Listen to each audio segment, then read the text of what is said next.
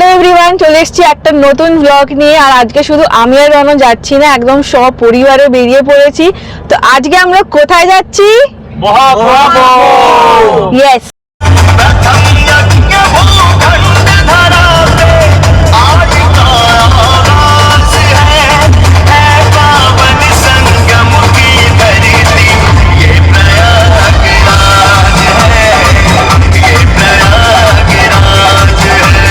যখন বারাণসীর জন্য বেরিয়েছি কলকাতা থেকে, তো আমরা এত ট্রাফিক ফেস করেছি যে আমাদের অলমোস্ট 20 আওয়ার্স লেগে গেছে বারাণসী আসতে, যেটা আমাদের ইউজুয়ালি লাগে 10 to 11 আওয়ার্স।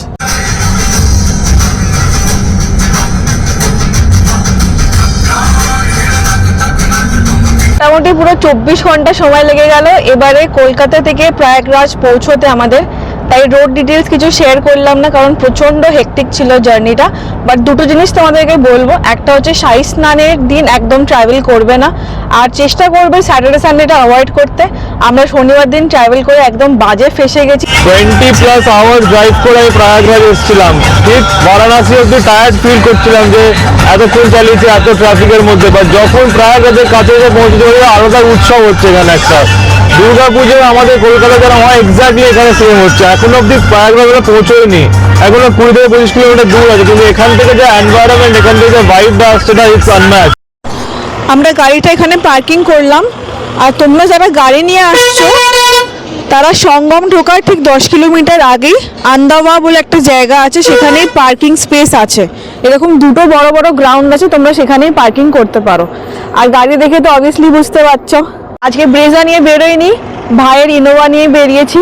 খুব কমফোর্টেবল একটা রাইড হচ্ছে। এই যে পেছনেই রয়েছে, তোরা নামলে আমরা এখন এখান থেকে যাব সঙ্গমের দিকে। এই বাইকে করে এখান থেকে এখন সঙ্গম ঘাট অবধি যেতে হবে। কারটো বা টোটো মনে হয় না কোনো চান্স আছে, যদিও বা সকালে পেতাম।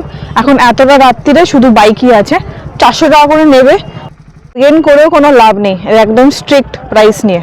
মা, তুমি বাইকে যেতে পারবে? 10 কিলোমিটার হাঁটা তো সম্ভব না।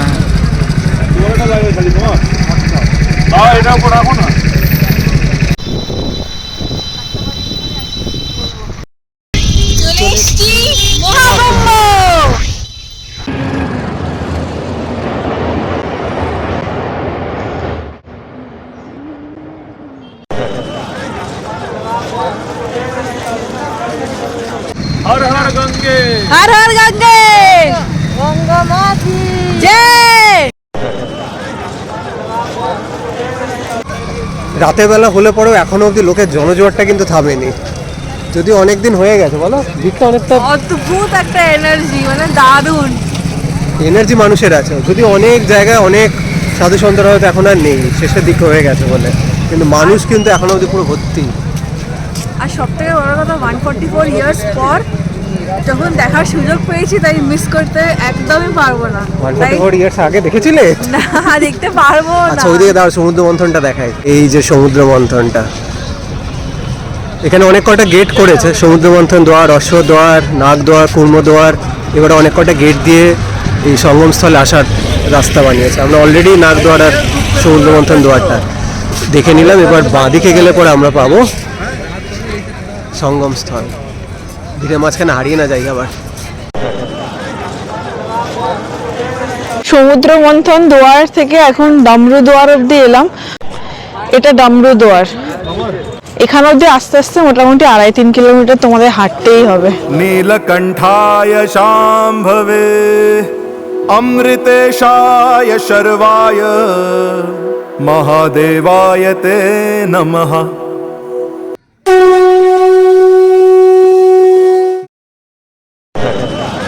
মনে হচ্ছে 24 ঘন্টা ট্রাভেল, 5 কিলোমিটার হাঁটাটা সার্থক হয়েছে, সত্যি কথা।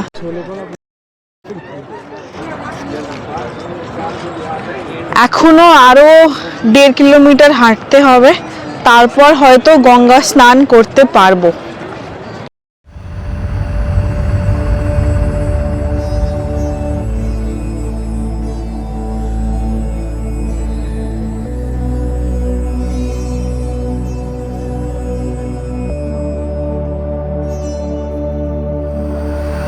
करम जिसे पुकारे वो पहुँचे गंगा किनारे, न कर मैली तो गंगा, तन धोए मन तो गंदा। पलट के फिर नानी बोली बात और बहता पानी। मन पावन हो गंगा में डूबे नहाए, मन रावण जो लहरों में तूने बहाए।